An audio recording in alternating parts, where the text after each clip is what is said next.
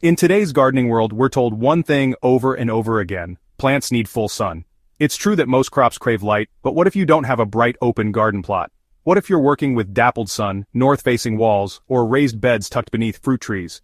Most gardeners would give up on vegetables entirely in such spots, but our ancestors never did. Long before synthetic fertilizers, grow lights, or raised beds, ancient cultures grew food under the trees. In the edges of forests, beneath canopies, and within shaded courtyards, they carefully selected crops that could thrive with less light. These weren't random choices, they were deliberate, time-tested solutions. And today, with a little guidance, you can put those ancient techniques to work in your shaded space.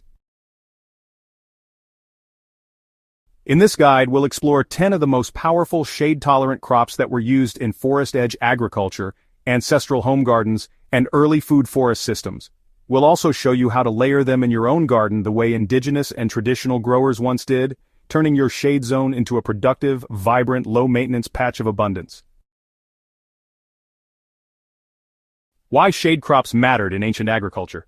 Many of the world's first gardeners didn't clear large fields. They didn't rely on deep plowing or chemical soil treatments. Instead, they worked with the land, planting strategically between trees, around fallen logs, or in forest margins where sunlight filtered through like a soft veil.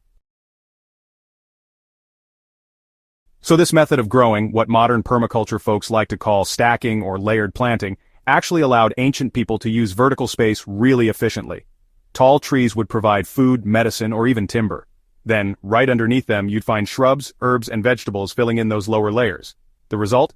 Well, it was a self-regulating ecosystem that fed not just people, but, honestly, the soil itself. And the crops grown in those shady layers weren't weak or leggy at all. They were vigorous, nutrient-dense, and often even medicinal.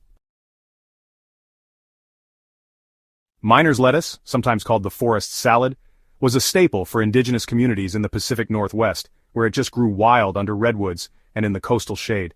Miner's lettuce really thrives in cool, low-light conditions and puts out these tender, vitamin-rich leaves that are just perfect for fresh eating.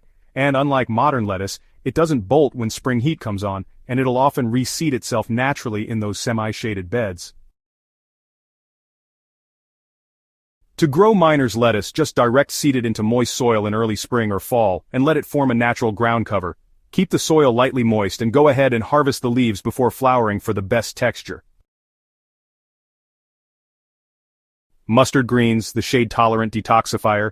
These leafy greens were widely used in Asia and Africa as a nutrient-rich food source. In cooler, shadier areas, they tend to grow more slowly, but, they actually develop a sweeter and less pungent flavor. Ancient Chinese and Ayurvedic growers really valued mustard not just for its use as food, but also for its soil-cleaning properties. To grow mustard greens, sow the seeds in loose, compost-rich soil, and thin the seedlings so that each plant has at least 8 inches of space. Make sure to water regularly, but it's important to avoid waterlogging. You can harvest the outer leaves as you need them, or if you prefer, you can cut entire plants when they're still young. Swiss chard is often called the evergreen of the shade garden. It was cultivated in ancient Mediterranean gardens and was often grown along orchard floors or near grapevines. Swiss chard tolerates partial sun and just keeps producing, even in filtered light. With its large, colorful leaves and thick stems, it's really a visual anchor in any shady plot.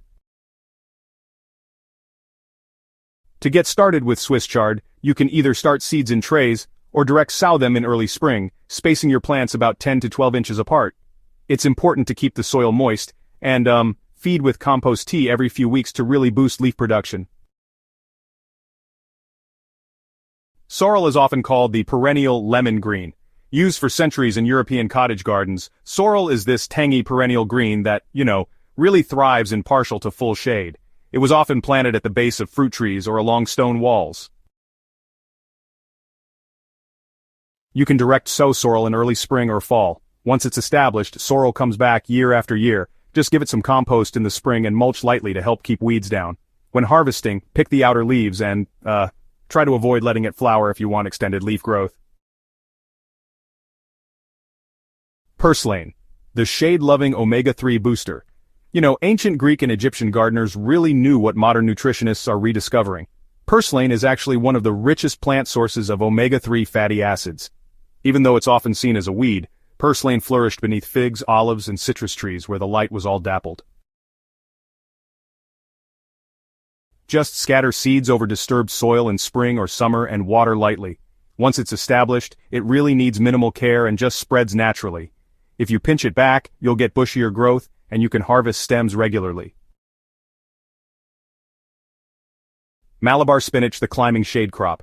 It's used in Indian, Filipino, and African coastal gardens, and Malabar spinach is a heat-tolerant vine that just thrives in filtered sun. Unlike true spinach, it actually loves humidity and doesn't bolt. You can start Malabar spinach from seed or even a cutting, but make sure it's warm out and you've got a trellis or some kind of vertical support ready.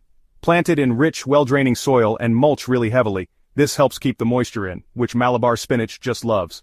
Oh, and don't forget to harvest those young leaves and stems pretty often. That's actually going to encourage the plant to branch out even more. Vietnamese coriander, sometimes called the Southeast Asian shade herb, is just so interesting. It's used all the time in traditional Southeast Asian kitchens, especially because it thrives in warm, shady spots. Those places where European herbs just can't seem to make it. Historically, it was often grown under bamboo groves or right alongside rivers in those nice shaded beds. Vietnamese coriander is best started from cuttings or young plants since, honestly, seeds are pretty unreliable. Keep the soil nice and damp and make sure it stays warm. You'll want to pinch the plant regularly, since that'll help it grow dense and bushy. When it comes time to harvest, just snip the tips. This encourages the plant to send out fresh new shoots. Wild leeks, also known as ramps, are often called the woodland onion. Ramps were foraged and later cultivated by indigenous tribes in the eastern woodlands of North America. These wild leeks just love deciduous forest shade, and honestly, they emerge in early spring before the tree canopies fill in.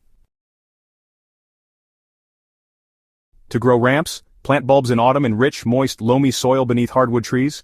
Ramps do take some time to establish, usually about 3 to 5 years to reach full maturity, but once they're settled, they come back each spring. And for sustainable harvesting, it's important to take only one leaf per plant. Cilantro is sometimes called the Caribbean shade superherb. Not to be confused with cilantro, cilantro grows slowly in the shade and actually packs an even stronger flavor. It was used in Caribbean, Central American, and Southeast Asian ancestral kitchens, especially in areas with tropical canopies. To get started with cilantro, you can either sow seeds indoors or transplant young plants in the spring. Make sure to pick soil that's well drained and rich in humus.